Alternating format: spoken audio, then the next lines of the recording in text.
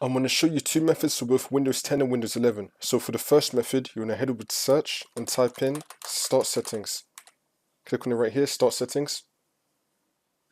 Where it says Show App List in Start menu, so if you want to hide all the apps, you want to turn this off. If you want to show the apps, you want to turn this on. And now for the second method, you want to head over to search and type in Edit Group Policy. Click on it. And then once you're on this, under User Configuration, you want to expand Administrator Templates. And now you want to click on Start Menu and Taskbar. You want to look for Remove All Programs List from the Start menu. So you want to scroll down till you find Remove All Programs List from Start menu. Do not get confused with this one, Remove Frequent Programs List from Start menu. Go with this one, Remove All Programs List from Start menu. Double click on this, and now this will come up. So if you want to remove all the programs or hide all the programs from the Start menu, you want to set this to Enabled. And if you want to show the programs, you want to set this to Disabled. And then click on OK. And that's how you do it.